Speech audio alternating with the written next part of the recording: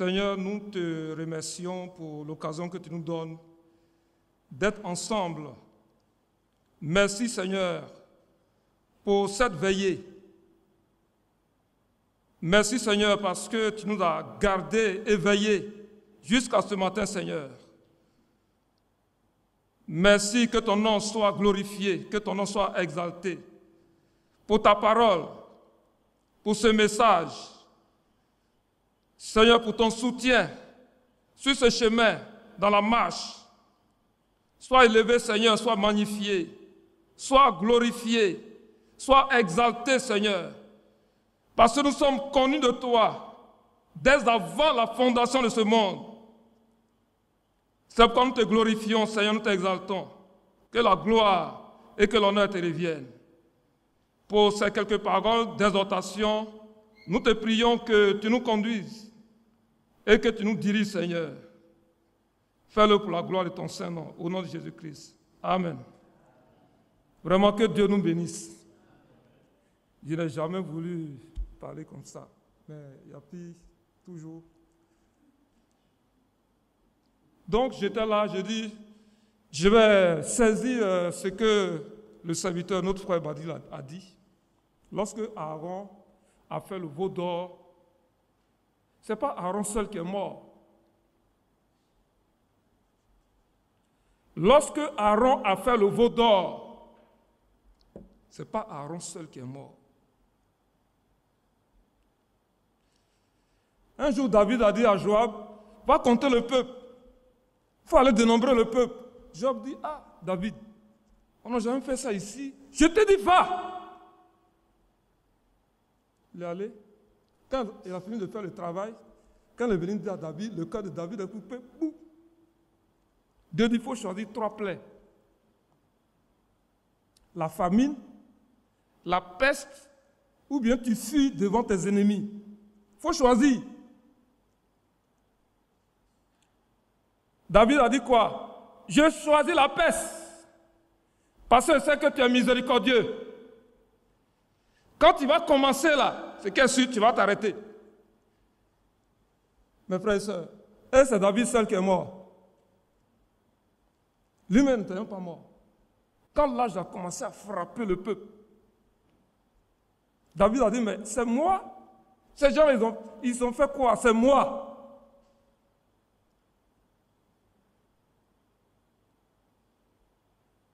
Akan a volé le manteau de Shinéa.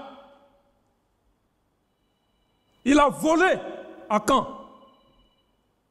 Mes frères et sœurs, c'est lui seul qui a péri. Est-ce que c'est Akan seul qui a péri? Parce qu'ils ont perdu la bataille. Beaucoup de personnes ont été décimées. Soyons solidaires, hein, frères et sœurs. Si nous voulons gagner la bataille, soyons solidaires. Il y a plusieurs exemples comme ça. Je vais venir sur Samuel, Élie et ses enfants. Élie et ses enfants, Ichabod.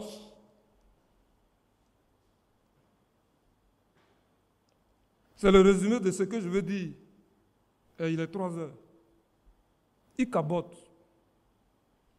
Ce sont les enfants du sacrificateur Élie, hein, qui se comportaient très mal. Les enfants du sacrificateur Élie se comportaient très mal.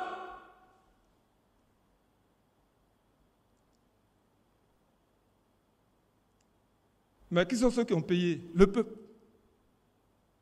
Son papa lui-même. Ses 2 enfants, et puis le peuple.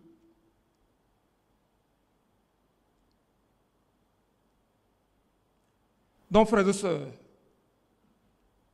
de cette église d'Akouré, soyons solidaires, hein? Et puis soyons simples, soyons humbles. Véritablement, accrochons-nous au Seigneur, tel que, comme je le disais ici le dimanche passé, quand on dresse des bassines là-bas pour aller se laver les pieds. Tout à l'heure, là, je suis tombé nez à nez avec mon fils. Si vous allez là-bas, asseyez-vous, et puis n'importe qui vient, laissez-vous laver les pieds. Vous n'avez pas à choisir qui va vous laver les pieds. Ou bien non, lève-toi, moi c'est lui-là qui va me laver les pieds, lève-toi, c'est celle-là qui va me laver les pieds. Ne le faites jamais. Je sais que vous me comprenez, hein? Ne le faites pas. Ne le faites jamais. Quand les bassines sont dressées, quand vous vous levez, allez, si vous trouvez quelqu'un, asseyez-vous. Que la personne soit petite ou grande, de votre dimension, de votre taille, laissez-vous laver les pieds, que la personne lave votre pied aussi. Parce que par là, le Seigneur veut nous enseigner l'humilité.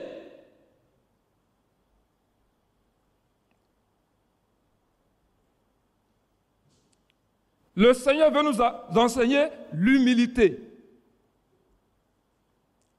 Donc soyons solidaires. Nous voulons que le Seigneur lui-même vraiment intervienne et agisse. Soyons solidaires. Et par nos prières, par nos supplications, que le Seigneur intervienne véritablement. Tout ce que je vais balayer, c'est que par moments, le peuple a perdu à cause de la faute des uns et des autres.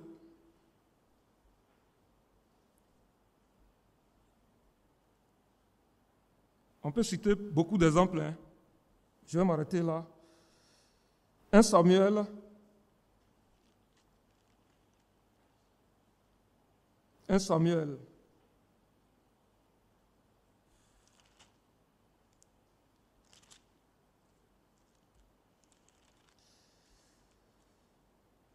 Chapitre 2, verset 12.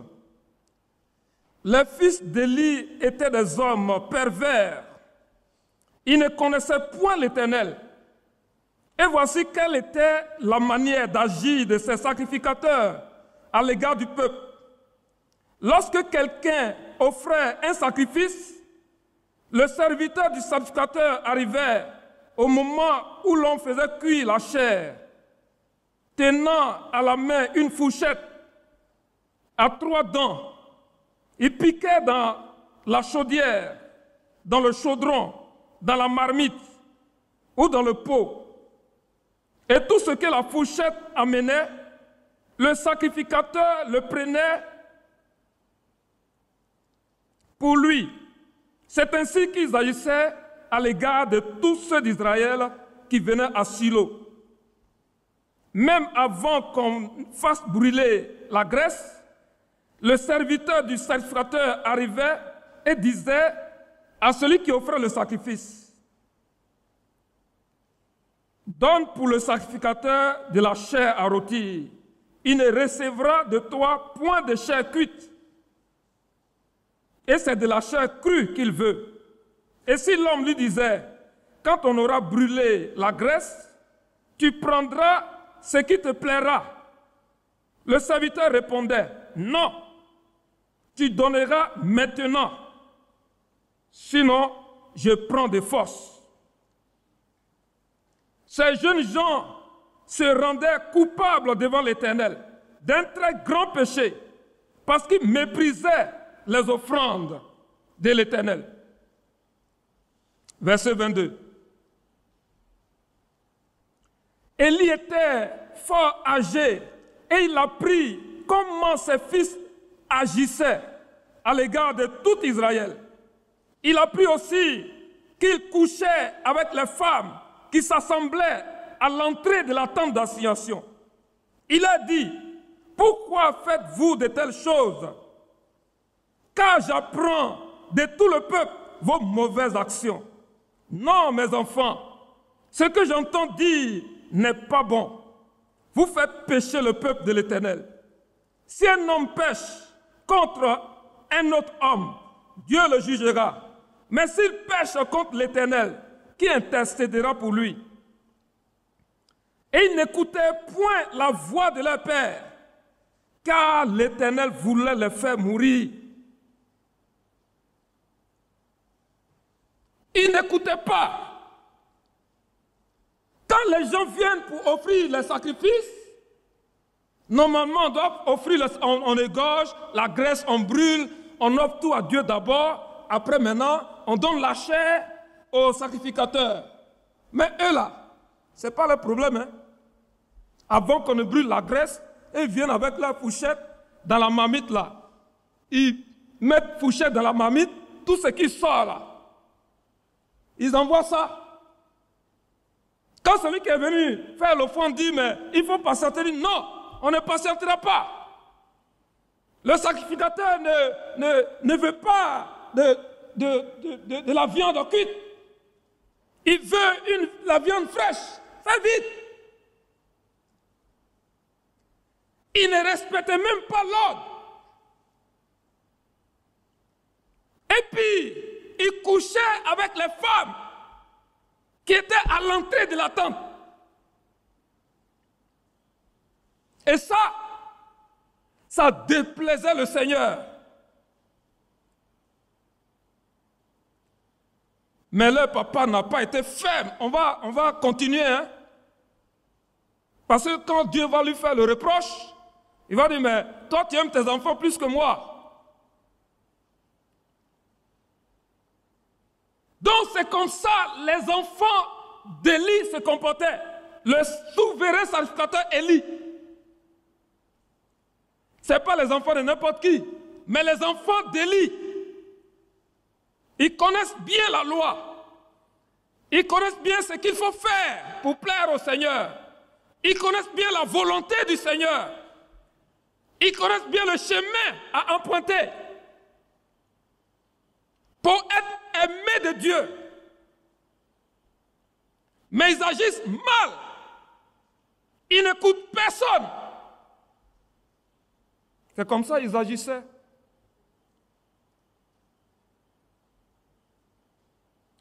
Verset 27. Un homme de Dieu vint auprès d'Élie et lui dit, ainsi parle l'Éternel, ne me suis-je pas révélé à la maison de ton père lorsqu'il était en Égypte, dans la maison de Pharaon. Je l'ai choisi parmi toutes les tribus d'Israël pour être à mon service dans le sacerdoce, pour monter à mon autel, pour brûler le parfum, pour porter l'effort devant moi. Et j'ai donné à la maison de ton père tous les sacrifices consumés par le feu et offerts par les enfants d'Israël. Pourquoi foulez-vous aux pieds mes sacrifices et mes offrandes que j'ai ordonné de faire dans ma demeure? Et d'où vient que tu honores tes fils plus que moi? Voilà le reproche. Tu honores tes fils plus que moi. Comment? Parce que il est flexible vis-à-vis de ses enfants. Il ne les corrige pas comme il se doit. Il dit, tu honores tes fils plus que moi, afin de vous engraisser des prémices de toutes les offrandes d'Israël, mon peuple. C'est pourquoi voici ce que dit l'Éternel, le Dieu d'Israël. J'avais déclaré que ta maison et la maison de ton père marcheraient devant moi à perpétuité. Et maintenant, dit l'Éternel, loin de moi, car j'honorerai celui qui m'honore. Mais ceux qui me méprisent seront méprisés. Frères et sœurs, Dieu peut te déclarer qu'il te bénira. Mais il ne faut pas te confier dans la déclaration de Dieu pour faire ce qui n'est pas de la volonté de Dieu. Je répète, hein? Dieu peut te dire, je te bénirai. Je te ferai ceci, je te ferai cela. Mais si tu te détournes de lui, il ne va plus continuer de faire ce qu'il a voulu faire.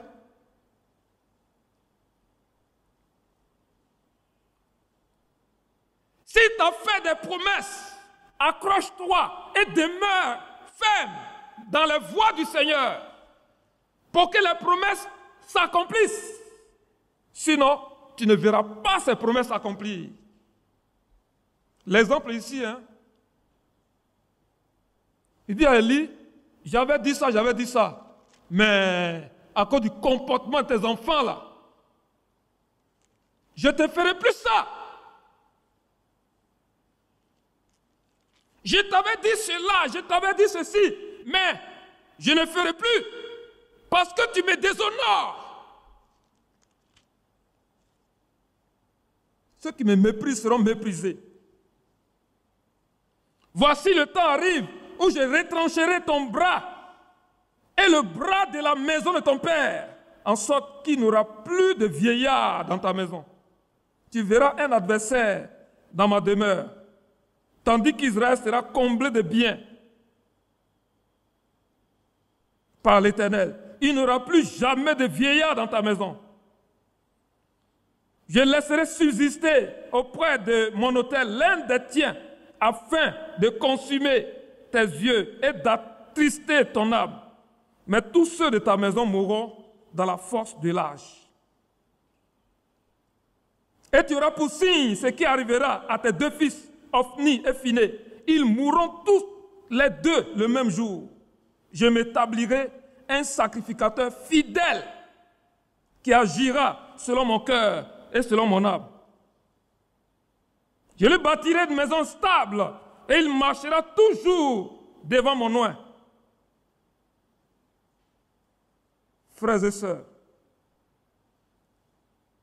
soyons fidèles. Soyons fidèles et attachons-nous au Seigneur véritablement.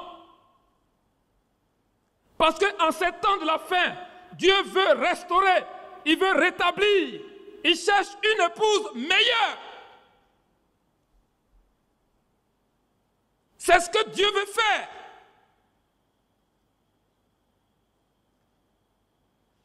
Le message là, le 1er avril en 62, le frère Branham devait aller en Suisse. Le Seigneur lui dit non, pour une seule réunion, retourne à Jeffersonville pour emmagasiner la nourriture.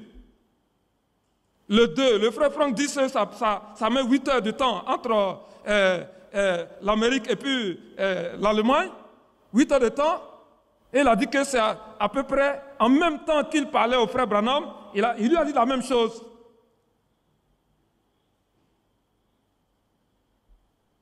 Mais quel est l'objectif que Dieu recherche?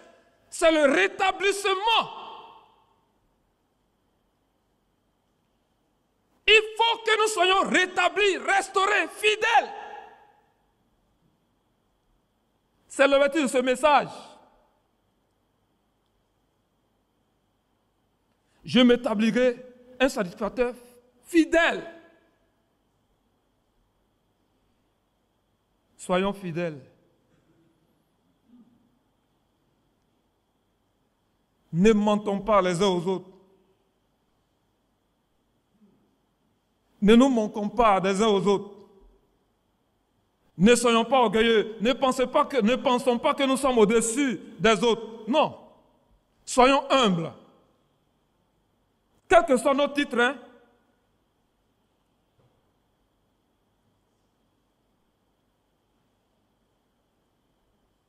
Et le jeune Samuel était là, dans la maison de Dieu, au service d'Élie et de Dieu. Parce que sa maman était venue donner le jeune Samuel. Elle ne faisait pas d'enfant, c'était Anne. Elle a dit, mais si le Seigneur me donne un fils, je vais consacrer ce fils-là à Dieu.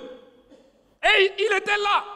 La Bible dit, Samuel ne laissa tomber à terre aucune des paroles de Dieu.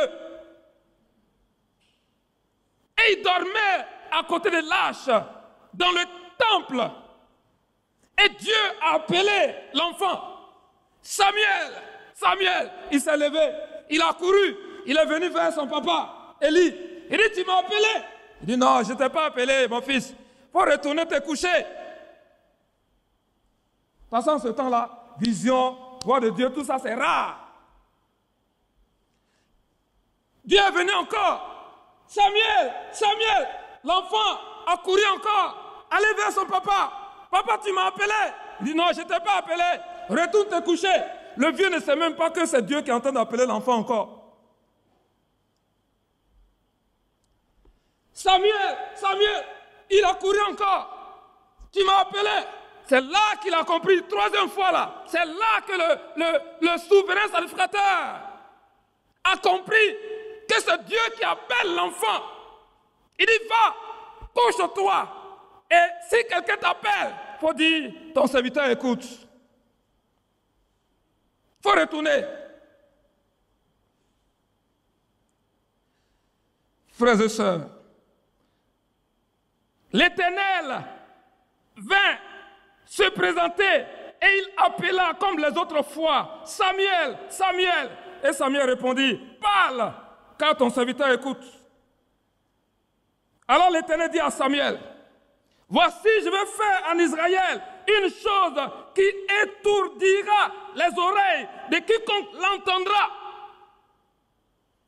Ce que je vais faire en Israël là, quand les gens vont entendre, ils vont dire, ah, mais ça c'est quoi ça? Ça va les surprendre. Moi l'Éternel, je vais faire ça. Pourquoi? Parce que ces enfants me méprisent. Ces enfants me méprisent. Donc, ce que je vais faire, il dit, en ce jour, j'accomplirai sur Élie tout ce que j'ai prononcé contre sa maison. Je commencerai, j'achèverai.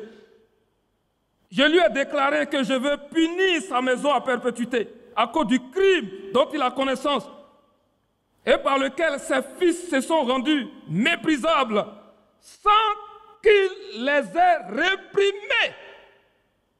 Voilà d'où est venue son erreur.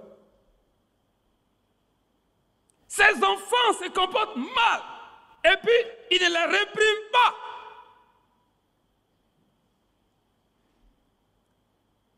Frères et sœurs, même quand nous sommes à la maison, qu'un enfant envoie quelque chose qui n'est pas bien, tu as pris ça où? Nous devons être propres et corriger l'enfant normalement. Parce que si on ne le fait pas, ça ne va pas retomber seulement sur lui, mais c'est sur toute la maison. C'est pourquoi nous veillons les uns sur les autres dans l'église. Parce que ça ne retombera pas sur toi seul, mais c'est l'église qui va payer. C'est pourquoi j'ai dit, soyons solidaires. C'est pourquoi je jure à la maison d'Élie que jamais le crime de la maison d'Élie ne sera expié, ni par les sacrifices, ni par les offrandes. Samuel resta couché jusqu'au matin, puis il ouvrit les portes de la maison de l'Éternel. Samuel craignait de raconter la vision à Élie. Mais Élie appela Samuel et dit, Samuel, mon fils. Il répondit, me voici. Et il dit, quelle est la parole que t'a adressée l'Éternel? Ne me cache rien. Que Dieu te traite dans toute sa rigueur. Si tu me caches quelque chose de tout ce qu'il t'a dit. Samuel lui raconta tout, sans rien lui cacher. Et Élie dit, c'est l'Éternel, qu'il fasse ce qui lui semblera bon. Et Samuel grandissait, l'Éternel était avec lui, et ne laissa tomber à terre aucune de ses paroles. Nous ne devons laisser tomber à terre aucune des paroles de Dieu. Nous ne devons laisser tomber à terre aucune des paroles du Seigneur. Frères et sœurs, que Dieu nous bénisse. Nous sommes accrochés à ça. Je vais survoler, je ne vais pas rentrer dans les détails. Mais si on prend la scène, mais ce que nous sommes en train de faire là. Et c'est ce que le prophète a fait. Avec farine et avec de l'eau. On a les éléments. Dans la communion audio, le prophète lui a pris le pain, il a dit, je tiens dans mes mains ce pain fait par les chrétiens, sans matière grasse, ni aucun assaisonnement. On a ça. Mais ce qui est en train d'être fait là, ils n'ont qu'à nous présenter, parce que nous mangeons la nourriture qui a été emmagasinée. La nourriture qui a été emmagasinée là. C'est à ça que nous nous abreuvons. Mais quand on leur dit, montrez-nous la pratique là, montrez-nous dans quelle brochure et dans quel CD, dans quelle prédication, ils ont la bouche fermée. Ça va chauffer, hein?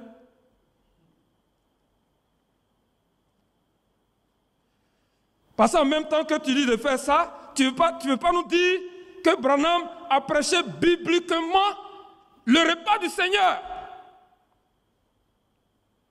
On suit, les CD, on les suit. Hein? Moi, j'en ai juste à 400. Et puis, j'ai un gros cahier que je note. On suit. On dit non, le prophète Branham a rétabli tout. Ah bon? Il a rétabli tout. D'accord? Et c'est vrai, parce que c'est l'esprit d'Élie. L'esprit d'Élie rétablit tout. C'est pourquoi, frères et sœurs, soyons rétablis. Nous-mêmes soyons rétablis. Il faut que ce soit une église rétablie et restaurée. Parce que dans les actes de l'apôtre, chacun était rempli de l'Esprit de Dieu. Hein? Et ça doit être comme ça pour chacun de nous. On doit adorer Dieu. L'heure est venue où les vrais adorateurs, parce qu'il y en a de faux. Nous sommes de quel côté? Les vrais adorateurs adorent Dieu en esprit et en vérité. Nous sommes de quel côté? Parce que le temps qui est en train d'avancer là, le masque de chacun est en train de tomber. Il y en a qui trouvent le plaisir de s'épanouir, de se montrer sur Facebook et sur les réseaux sociaux pour montrer qu'ils sont serviteurs. Non, mais il faut avoir été appelé. Frères et sœurs, nous devons être de véritables chrétiens. Nous devons être de véritables chrétiennes. Et soyons solidaires.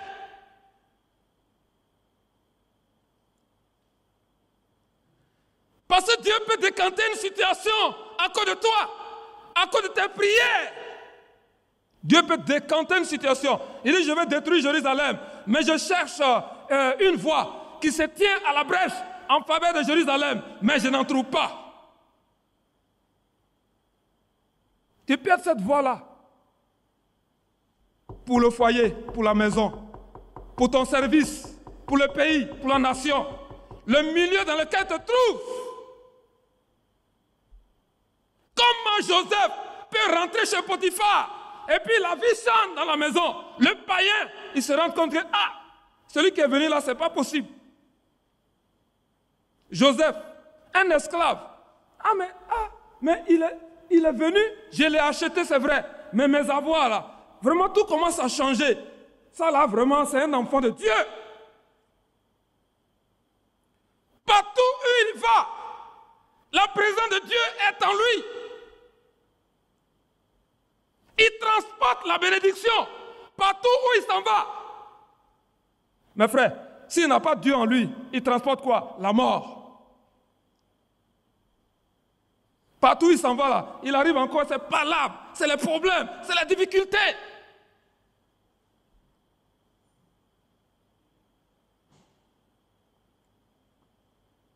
Ne laissons pas tomber à terre la parole. Le chrétien ne vit que par la parole. Si la parole de Dieu n'est pas là, c'est la mort. Si la parole de Dieu n'est pas dans la vie du chrétien, c'est la mort.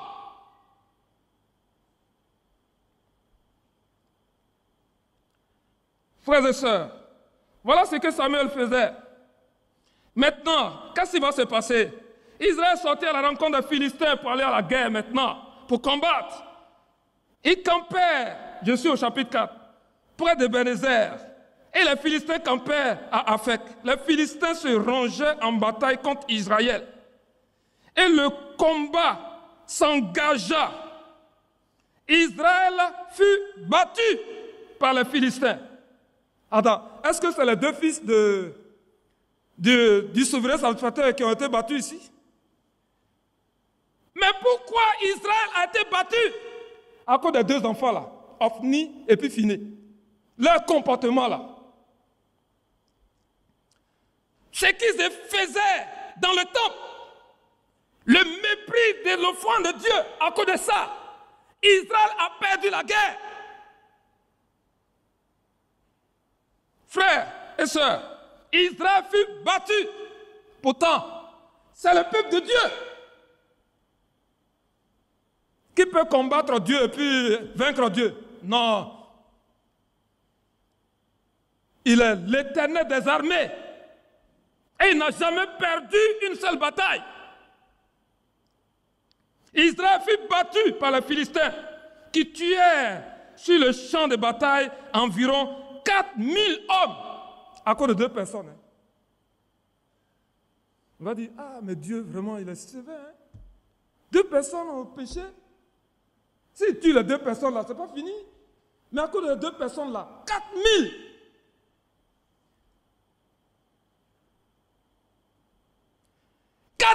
Personnes.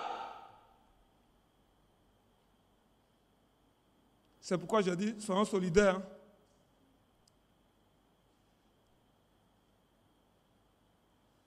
Soyons solidaires. Marchons honnêtement. Faisons un choix vraiment radical et franc. Soyons fermes et fervents.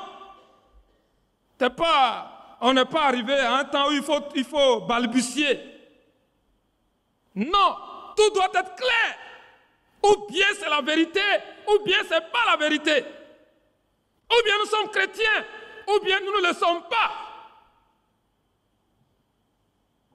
4000 personnes. Le peuple rentra au camp.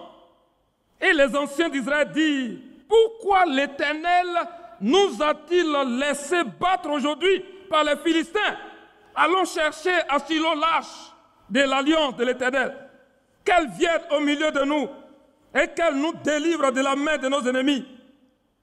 Le peuple envoya des messagers à Silo, d'où l'on apporta l'arche de l'alliance de l'Éternel des armées qui siège entre les chérubins. Les deux fils d'Élie, Ophni et Phiné, étaient là avec l'arche. C'est les deux fils là. Les enfants du souverain sacrificateur. C'est les deux fils là, ils ont pris l'arche. C'était les sacrificateurs aussi. Ils ont pris l'arche et puis ils sont venus dans le camp pour aller faire la guerre. Parce que l'arche, c'est la présence de Dieu. C'est la gloire de Dieu, c'est la Shekinah. Donc quand ils sont venus avec l'arche dans le camp, frères et sœurs, lorsque l'arche de l'alliance de l'Éternel entra dans le camp, tout Israël poussa de grands cris de joie et la terre en fut ébranlée. Mais Dieu n'était pas là au milieu d'eux. Ils ont crié, la terre a tremblé, ils ont fait du bruit parce que l'arche est venue, mais Dieu n'était pas là. Hein. C'est pourquoi on n'aime pas faire du bruit. Que font les pentecôtistes? Les gens boum, boum, boum, boum, boum, boum. Mais non. La terre a tremblé, mais Dieu n'était pas là. Les Philistins même ont eu peur. Le retentissement de ces cris fut entendu des Philistins. Et il dit, que signifient ces grands cris qui retentissent dans le camp des Hébreux? Et ils apprirent que l'arche de l'Éternel était arrivée au camp. Et les Philistins eurent peur. Parce qu'ils crurent que Dieu était venu dans le camp. Mais Dieu n'était pas là. Donc ils ont commencé à avoir peur. Mais Dieu n'était pas là. Pourquoi? Il y a deux enfants qui méprisaient les offrandes du Seigneur.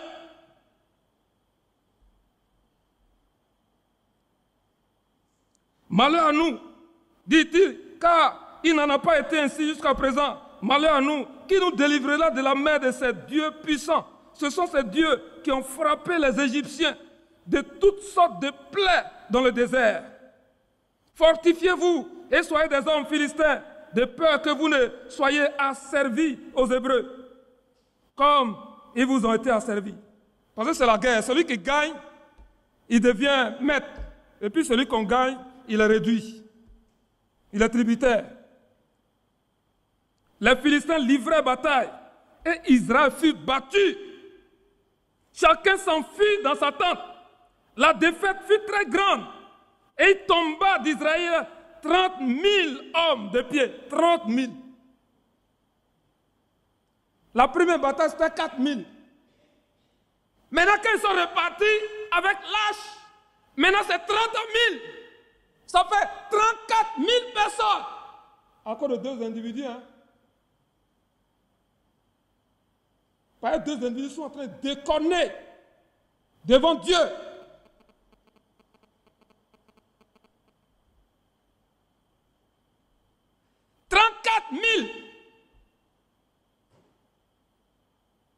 L'arche de Dieu fut prise et les deux fils d'Élie, Ophni et Phiné, moururent.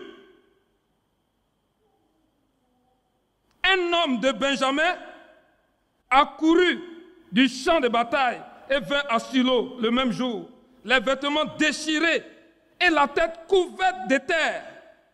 Lorsqu'il arriva, Élie était dans la tente, assis sur un siège près du chemin, car son cœur était inquiet pour l'arche de Dieu. À son entrée dans la ville, cet homme donna la nouvelle, et toute la ville poussa des cris, parce que c'était une mauvaise nouvelle. Il y a quelqu'un qui a fui, et puis il allait dire à la ville que vraiment, Israël a perdu encore. Il y a eu 30 000 personnes qui ont été tuées. Élie, entendant ces cris, dit, que signifie ce tumulte? Tout le monde a commencé à crier la détresse. Élie a dit, mais ça là, ça signifie quoi? Mais c'est à cause de toi, Élie. À cause de tes enfants, que tu n'arrives pas à redresser.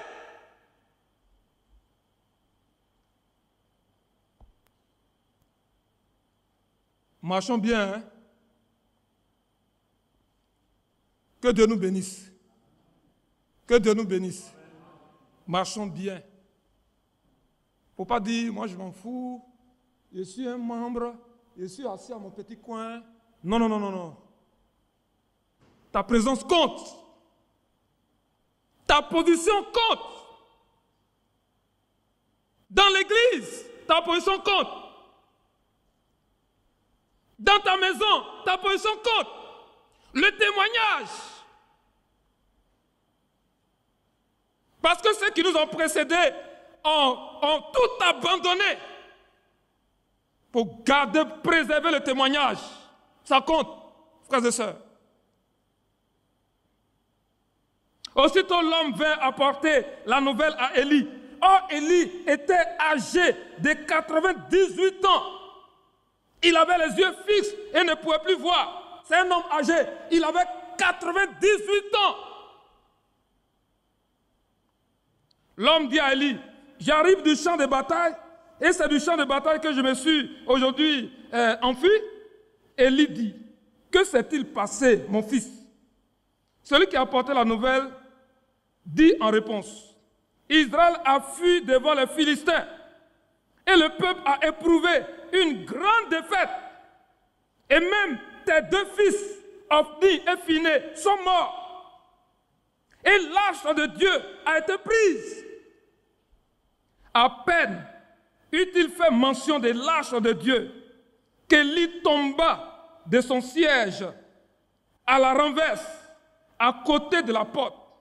Il s'est rompu la nuque et mourut. Le souvenir sacrificateur là.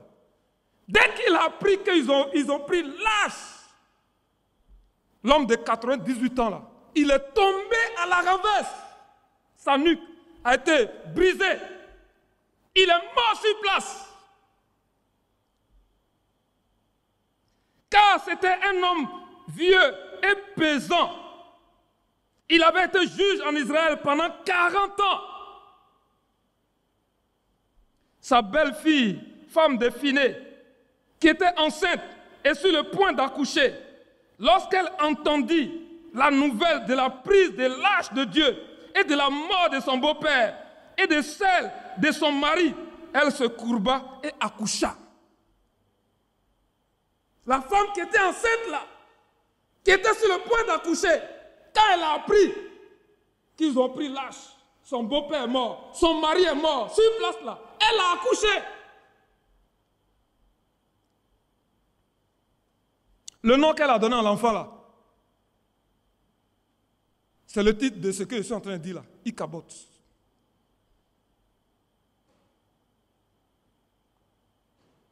Frères et sœurs, chacun doit rentrer en lui-même.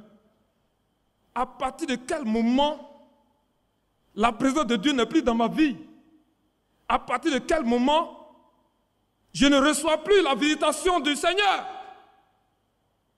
À partir de quel moment? Alors que je me plaisais à lire les Écritures, à chanter les cantiques, j'étais fréquent à des réunions de prière, j'étais réveillé, mais à partir de quel moment le sommeil spirituel est venu? À partir de quel moment je commence à faire des cauchemars? Quand je dors, c'est les animaux qui poursuivent. Et puis le nom de Jésus n'est plus dans ma bouche. À partir de quel moment la chose essentielle a quitté ma vie? Il y a toujours un départ, un point de départ.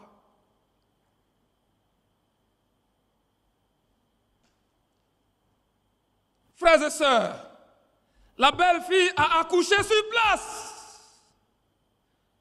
Pourquoi? La faute à son mari. Tout ce bruit dans le camp en Israël, là, la faute à son mari. Il méprise les offrandes du Seigneur dans le temple et il couche avec les femmes qui s'asseyent à l'entrée du temple. Et Dieu ne veut pas laisser ça. Et c'est à cause de lui que tout ce désordre en Israël aujourd'hui.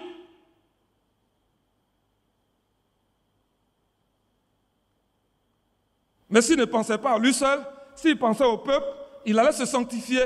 Il a dit non, j'ai une position telle que si je fais ça là, le peuple va périr. C'est pourquoi il dit soyons solidaires.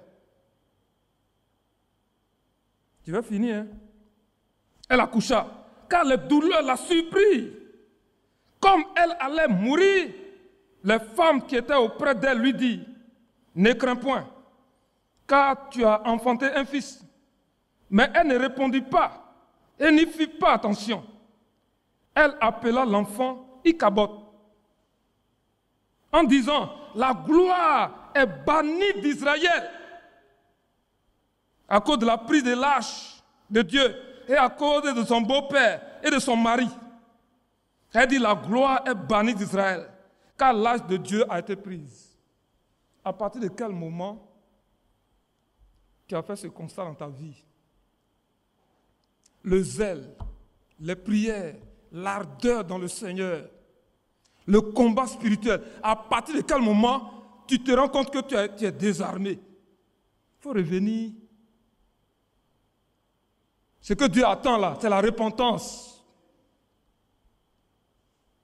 Il faut revenir. À partir de quel moment? Alors que quand les gens chantent les chansons modernes là, ça t'énerve. Et maintenant tu commences à faire un clin d'œil. Les habillements façon, maintenant tu commences à faire un clin d'œil. Pourquoi? Non. Quelque chose s'est passé.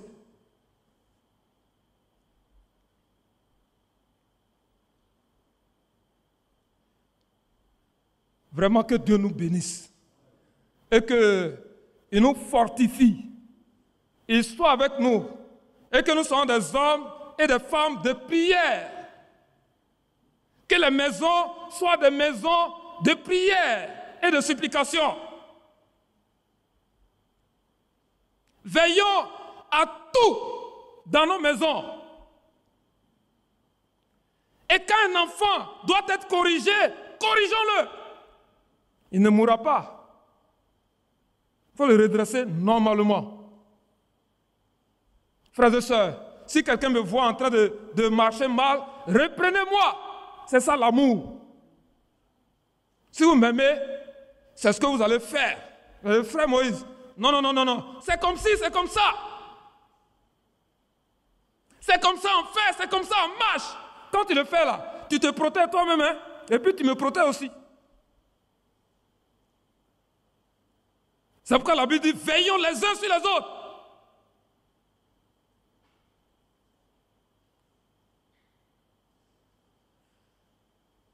Vraiment que le Seigneur nous accorde sa grâce et que rien ne soit ôté, rien de spirituel ne soit ôté. Que l'âge a été emporté, non, mais vraiment que la présence de Dieu soit sur nous et en nous, continuellement. Parce qu'on passe par des tourbillons, l'Église passe par des tourbillons pour ceux qui n'ont pas la visibilité. Mais ceux qui sont avertis se réjouissent parce que Dieu doit faire un travail. Il veut faire un travail. Donc il faut qu'il fasse son travail. Mais il ne va pas le faire. Il ne va pas faire son travail là dans la confusion. Il va faire son travail là correctement. Donc il est en train de faire. Vraiment que Dieu vous bénisse et qu'il nous conduise véritablement. Nous allons prier le Seigneur. On va demander à Dieu vraiment de nous aider. On va se lever. Que la gloire de Dieu ne nous quitte jamais. La présence de Dieu ne nous quitte jamais. Ne laissons aucune occasion au diable de nous priver des bénédictions et des grâces qui nous sont destinées par le Seigneur. Prions le Seigneur tous ensemble. Prions, demandons la grâce.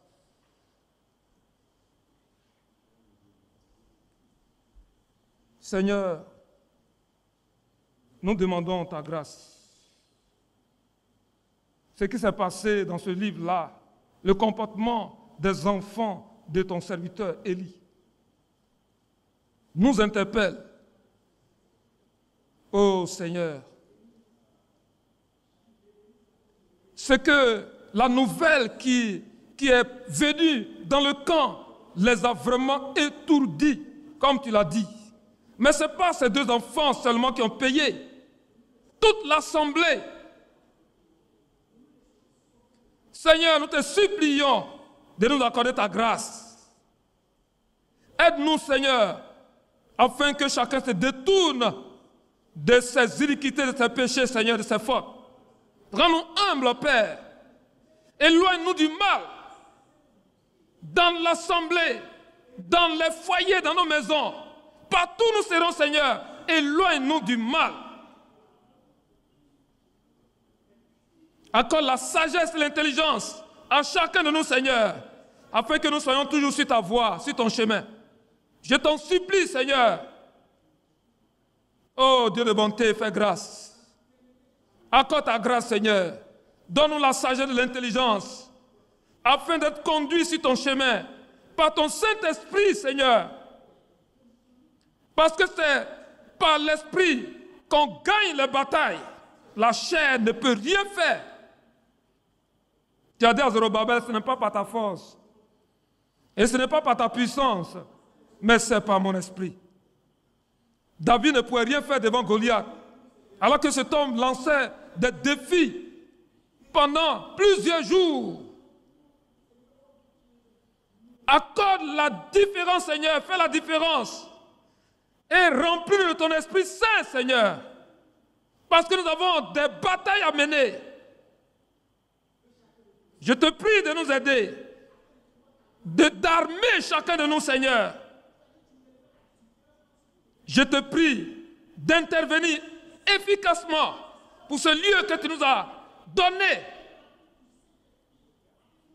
qui a été bâti ici, Seigneur. Laisse-nous demeurer dans ta volonté. Laisse-nous être dans ta volonté, dans les limites de ta parole, Seigneur, pour que les batailles soient gagnées, pour que les défis soient relevés. Oh Seigneur, aide-nous, soutiens-nous, Seigneur, bénis nos faibles efforts et accorde-nous ta grâce et fortifie chacun de nous, Seigneur. Parce que tu as dit dans ta parole que quand on prend le repas du Seigneur, on doit avoir les reins sains le bâton à la main, parce que la sortie va commencer, les guerres vont commencer. C'est le repas des vainqueurs. Rends vainqueur chacun de nous, Seigneur. Je t'en supplie au nom de Jésus-Christ. Rends-nous vainqueurs. Nous comptons sur toi. Quelle force avons-nous? Rien du tout. Nous comptons sur toi, Seigneur. Accorde-nous ta grâce et bénis toute cette assemblée, Seigneur. Fais-le pour la gloire de ton Saint-Nom, au nom de Jésus-Christ. Amen. Vraiment que Dieu nous bénisse.